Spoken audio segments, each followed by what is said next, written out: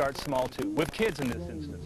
Behind me, fire safety expert Lieutenant Donnell Campbell is using this fire safety house to explain to kids what to look for, how fast a fire can grow, and what to do when that happens. They are elementary lessons for kids that adults should pay just as much attention to.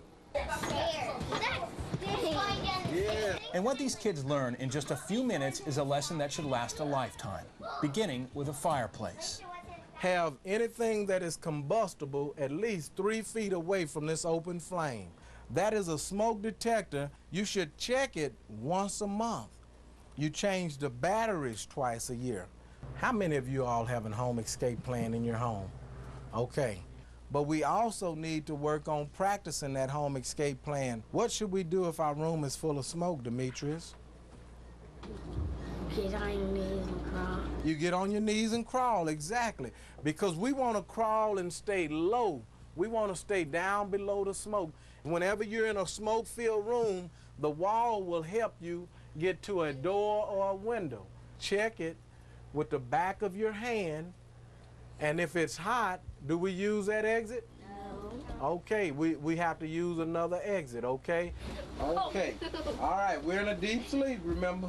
And just to reinforce his lesson, Lieutenant Campbell lets the kids pretend they're sleeping while he releases a non-toxic smoke, giving the kids a chance to practice saving their own lives. Okay, stay low and crawl. Stay low and crawl. Of course, this is a controlled environment, but there are things you can do before it ever gets this bad. Things you can do in your home by yourself to give yourself enough warning so you don't have to crawl for your life. And the most obvious place to start is in the kitchen. I'm with firefighter Dennis Rucker. Dennis, let's talk about smoke detectors, where to put them and where not to put them. Okay.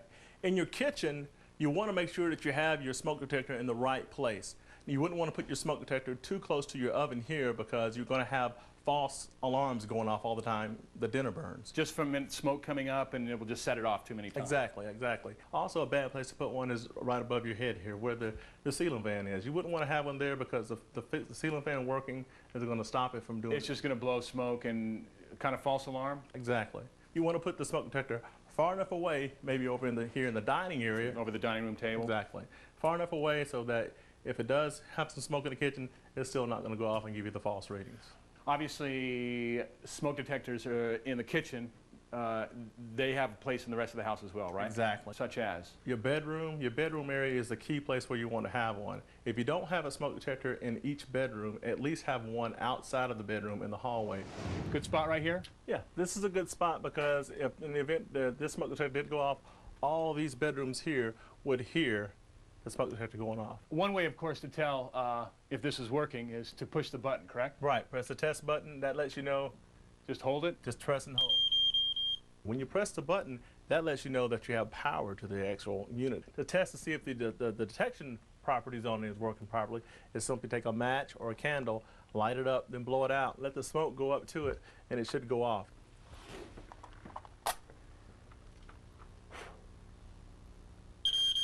Yep. We got a winner. And how often do you want to do this? Check your batteries twice a year.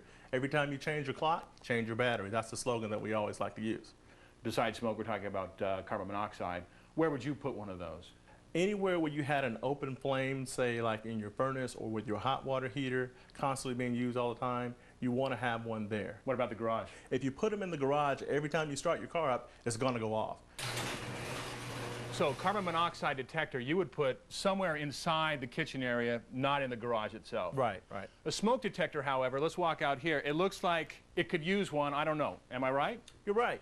You have a lot of things out here that can be a potential fire hazard for you. Such as? Show us. Well, you've got your paints over here in this corner here. You have gasoline, have paint thinners. All these things are flammable. They can cause a serious problem for you. This doesn't look good, and it's got gas in it. Yes, if you're going to have a gasoline can, make sure that it's an approved can and make sure that it's in good condition so that way the gasoline vapors don't escape from it. I would think that you need one in here. Where would you put a smoke detector in the garage? I would put the smoke detector probably right around the door area because when you're coming in from the car, once again, the cars may have some type of exhaust that could make it possibly go off. Put it right there above the door area there. And right up around here somewhere? Right around that area there, yeah. All right, let's head down to the basement. What problems do you see down here as far as putting a smoke detector and putting a carbon monoxide detector down here? Obviously, it's needed. Yeah, you have the hot water heater and the furnace. They're constantly working on, and they're producing what could be a possible hazard with the carbon monoxide. Also, you have areas where there could be a problem with the combustibles, as far as you have a lot of storage things down here, and a lot of... You don't like any of this right here, do you? No. People use their basements for storage spaces, but if you're going to do that, Keep it away from it. So we're going to put a dual detector down here. Right. Carbon monoxide smoke detector. Where would you put it? Not here. No, you don't want to put it right in the general vicinity. You want to have it far enough away so that it's not going to give you nuisance alarms that are going off. Dennis, obviously there's a big selection to choose from as far as smoke detectors are concerned. Where would you start? What would you suggest? Well, smoke detectors range in a variety of features and a variety of price ranges, but the most important thing you want to know is that smoke detectors all have to be tested to make sure they're working properly. And we'll see that listed on these. Exactly. You'll see the Underwriters Laboratories label right there. They seem to be different sizes, different prices. I think they go from 10 to 40 bucks. Right. What would you start with as far as just putting a main one in the kitchen here? Well, you can start with this one right here. This is a good working standard smoke detector. It's going to do the job that you need to do, and it's not going to take a whole lot of space up in your kitchen as well. The difference here, direct wire with battery backup. Louder, longer life? Well, with this one, this is actually hardwired into your electrical system in your home, and it also has a battery backup. So in the event you did have a fire in your home, it's going to work. But if you had the power to go out in your home, you got that battery backup in there, which is a 9-volt battery. 10-year limited warranty, long-lasting lithium battery. Right. Explain that. This is one of the newer features that are on the market today. This battery in here will last 10 years, so you don't have to worry about changing your battery all the time. Safety light to guide your escape. Is that another? Well, this is going to operate in the event you do have a fire and you lose power in your house. It's going to give you like a guiding light to help you to negotiate and get out of your house. Here's a dual one, Nighthawk smoke and carbon monoxide alarm. Right. This is kind of the best of both worlds. You have the smoke detection that you need, also you have the carbon monoxide detection that you need. We picked the smoke detector with the lithium battery, and of course the first thing to do is make sure the battery's good and the smoke detector is working. The best way to do that, connect the battery to the terminal, flip it over, press the button on top. Now I've already used the mounting plate to pre-mark where we want to put the anchors and screws. Put those straight up in here. First one's finished, move to the second. Doesn't take but a couple of turns and you've got it in there. Of course, directions vary a little bit, but they're all basically the same. This particular smoke detector has a light on it, and again, it shows you that it's working. And the rest is easy. You just snap it on, test it, and your house is ready. We've got a lot of smoke detectors to choose from. What's your philosophy about getting one, picking one? Basically, you want to pick a detector that's going to give you the features and the things that you're interested in or things that are important to you. Pick one according to that and also according to your budget. Batteries, anything like that. Right. Find out more about this workshop by checking out our website at DIYnet.com. And of course, where there is smoke, there is fire. That's phase 2, and that is fire extinguishers. When we come back, Dennis is going to give us his ideas about fire extinguishers and how they can save your life. Next time you're in a jam, talk to DIY. Tomorrow at 4 Eastern on DIY. Online at DIYnet.com. Ever wondered what it's really like to be a soldier? What do you got? I have a sit rep from Alpha Company. BT, ready to be verified. Verified. Put yourself in the picture with this free video. You'll see over 200 great jobs in the Army and over 180 in the Army Reserve. You'll also see what skills you learned, how you can earn money for college, even what soldiers do in their free time. Call 1-800-984-ARMY now and get this free t-shirt and your free video. Put yourself in the picture and see what it's really like to become an Army of One.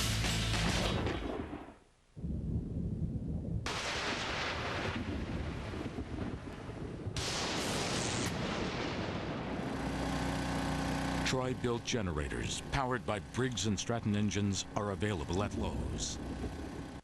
This Old House, America's first home improvement show, is asking a question. What project can we help you with? That's right. Now you can ask This Old House on DIY. Richard, Tom, Roger, and I are taking time out of our big This Old House project to help you with your smaller one. So if you've got a question, you'll get the answer. When you ask This Old House. Part of the afternoon talk block. Tonight at 10 Eastern on DIY.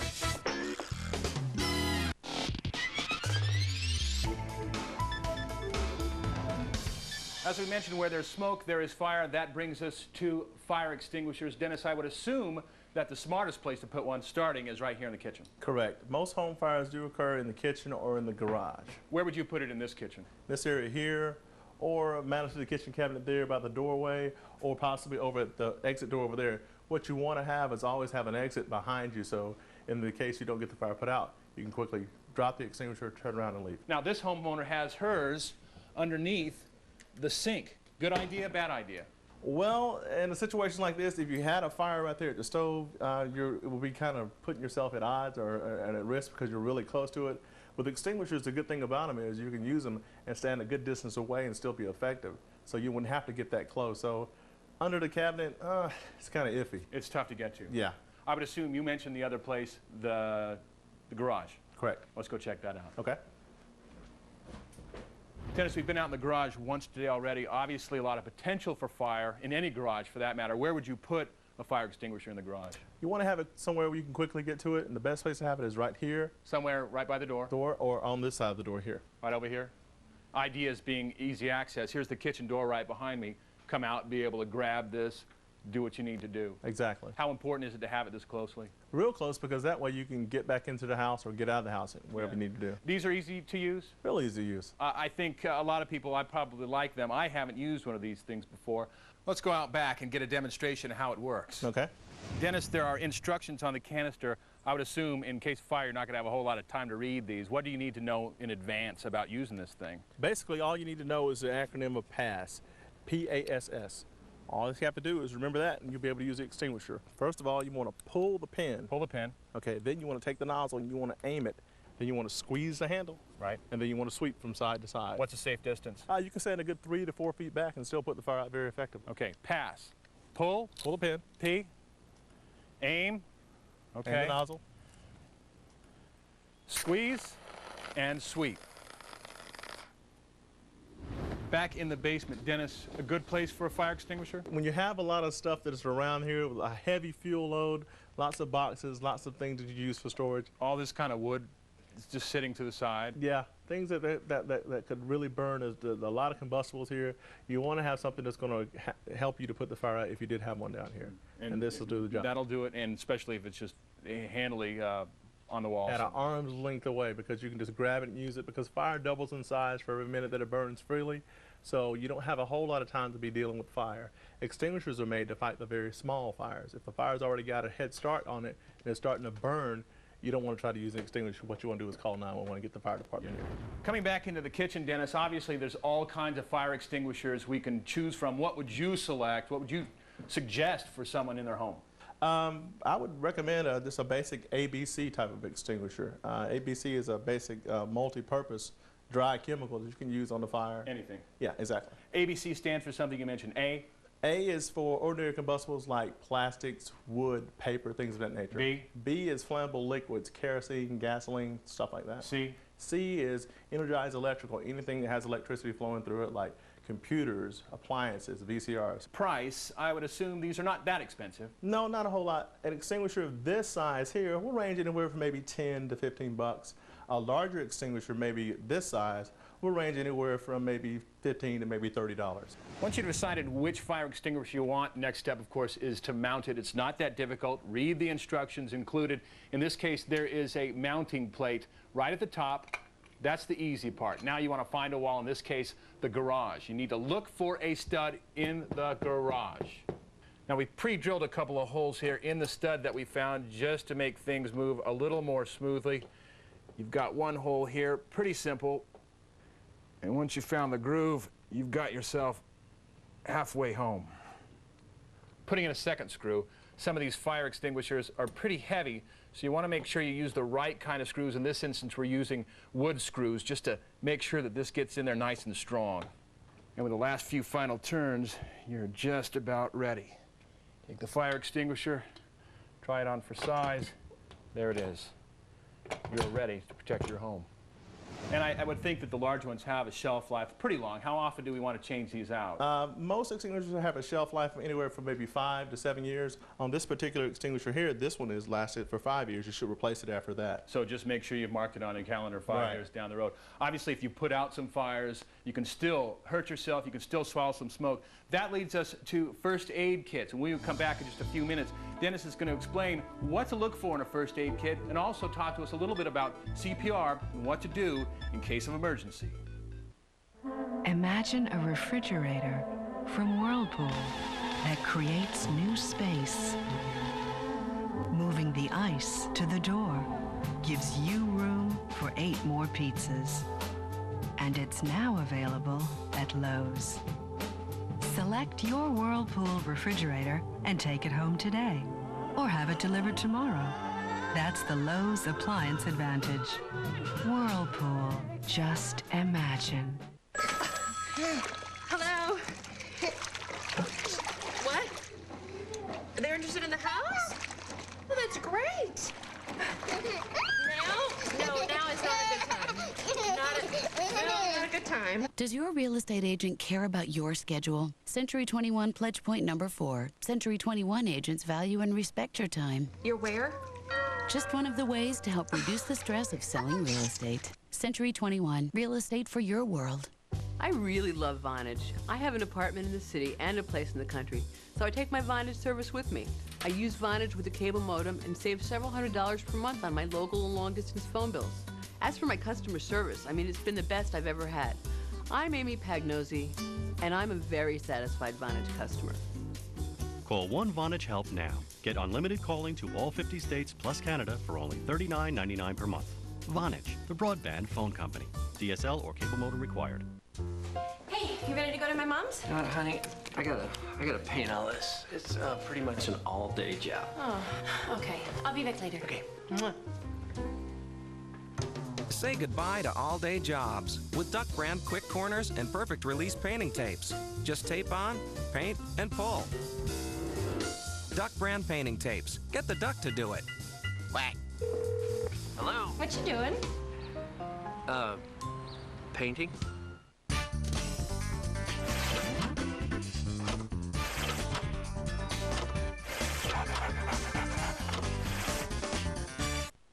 Whether you call it fiscal responsibility, $500 for paper towels.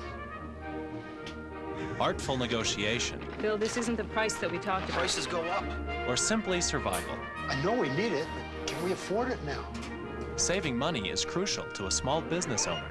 So we've built the savings and services of Open, the small business network, into the American Express Business Gold Card. Call now to apply. You'll save automatically every time you use your card at Staples, FedEx, Hertz, and a long list of other suppliers. Plus, you can enroll in our rewards program and earn points towards everything from vacation packages to flat-screen TVs. Call now, and we can approve you in under 60 seconds. And we'll waive the annual fee for the first year. The American Express Business Gold Card. Call 1-800-831-5886 and see how quickly your savings and rewards points can add up.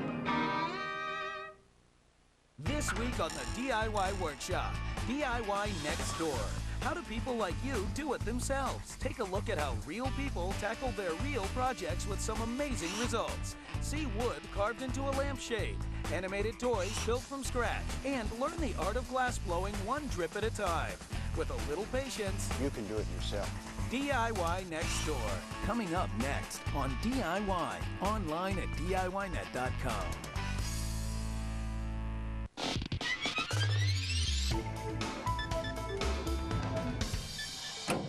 Dennis, let's just say we escaped a house fire, smoke, some kind of injury in the house. You want to have a first aid kit. You guys use some serious stuff. This is called Jump kit. Jump kit. What do you guys use? We have a variety of things that we carry with us because we never know what kind of call we're going to go on. So we prepare ourselves. We have everything from a stethoscope, BP cuff, pocket mask, sterile water, trauma dressing, everything that we need to cover the calls that we go on. Now, I'm not going to need IV fluid or a stethoscope in the house, but I will need some kind of first aid kit. This is a pretty decent one you can buy in a store, pretty good size.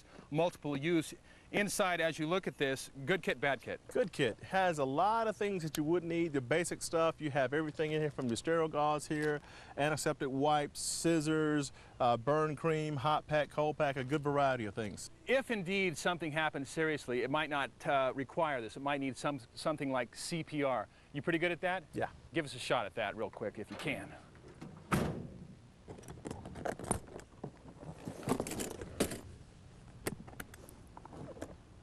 First off, Dennis, if you're not certified, do not try CPR, correct? Correct. If you don't have some type of training or education behind you, don't make the attempt at doing CPR. Okay. In the meantime, we've got this person away from the fire, from the smoke, in a safe area. What's the first thing we do if you are certified? Well, the first thing you want to do is check for that person's level of consciousness by just shaking them, giving a gentle shake to see if they respond. If they don't respond, lower your head to look up to see if their chest is rising up and down, listen for breath sounds, and check their pulse. If you don't have those three things, what you want to do, if you have a person there with you, send them to go call 911 or yell out to get someone's attention so they can go make that call. Somebody go get help. Somebody get professional help on the way. Exactly. Again, if you are certified, though, I assume that CPR begins with compression right here on the chest. Correct. What you want to do is position your hand on that person's chest.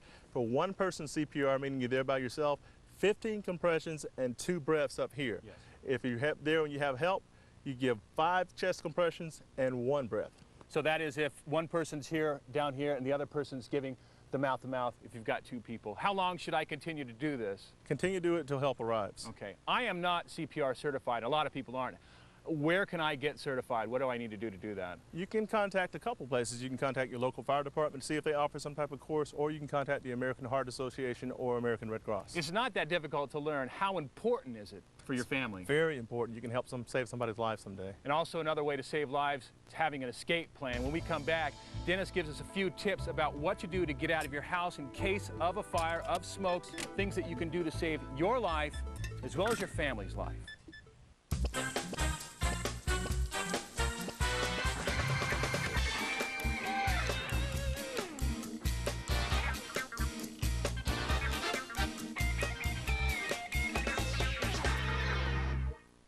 Lowe's celebrates the 4th of July with all American values. Get Charbroil's biggest Big Easy Grill for only $2.49. Buy any Charbroil gas grill and take home this grilling guide CD with 175 recipes free, only at Lowe's. Get your summer project started at Lowe's with this special credit offer. Pay nothing for 12 months. That's 0 payments and 0 interest for a whole year when you use your Lowe's card on all purchases store-wide of $2.99 or more. Now that's improving home improvement.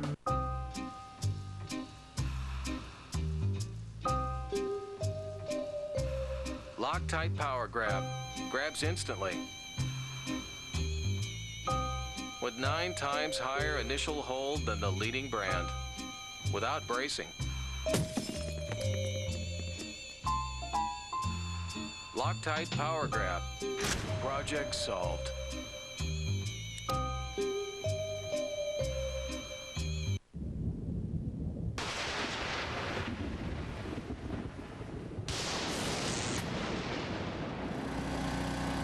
Troy-built generators powered by Briggs & Stratton engines are available at Lowe's. This week on the DIY Workshop, build a deck.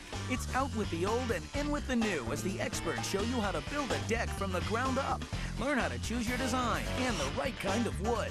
Then get step-by-step instructions on constructing a base, cutting and nailing the floorboards, and how to install a staircase. Plus, see how some people took deck building to the extreme.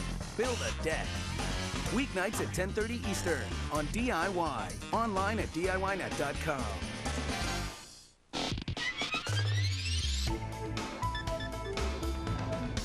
Most serious house fires happen between 11 p.m. and 6 a.m. Most likely that means you'll be right here in bed. It's a time when a lot of people are groggy and they don't think that clearly. So you want to have a practice escape route. The first one, obviously, is the door to the bedroom. Hang down the hall in this instance, take a right and then to a left, and then straight out this front door to safety. The other way out, of course, is the window. If you live in a multi-storied home, you want to have one of these. This is an escape ladder. You want to keep it underneath the bed or underneath the windowsill because of smoke overhead. It's about $40, real simple to use, 3 easy steps. Unfold the hooks, secure those hooks in the windowsill, and then take the Velcro, pull it, and drop the ladder. Let's give you a demonstration. Unfold those hooks, Drop that ladder outside and secure the hooks in the windowsill. And the last step, remove the Velcro, drop the ladder. Now, even though these hooks are secure, take your time coming down until your feet are firmly on the ground. And a knotted rope will work if you don't have one of these. Next step, meeting place. Also time it to make sure that you're getting out fast enough. Is there a safe amount of time or an expected amount of time to be able to get out of a home? Most home fires or most studies that have been done say you should be getting out of the house within maybe 2.5 minutes. Head straight to the mailbox, a tree, a neighbor's house, anything that is a permanent fixture. That's where you can take a head count and make sure everyone's safe. And whatever you do, do not go back in the house. That is how many people unnecessarily die. Pets and valuables, they can be replaced, lives cannot. The escape plan is something to practice with your family 2 to 3 times a year. It's practice, it's saving lives. Once you practice it, you get it down to a pattern and you know what to do. Basically, you go from basically reacting to just going into automatic mode and doing what you need to do to get out. It's not always a bad thing when a firefighter pulls up your driveway because many of them will come out and give you a free home fire safety inspection. Call your local fire department to find out. Now, for more information on this workshop, check out our website at DIYnet.com. And we'll see you again next time on the DIY Workshop. Your home, make it safe. And once you get to that door or window, then you must check it with the back of your hand. And if it's hot, do we use that exit?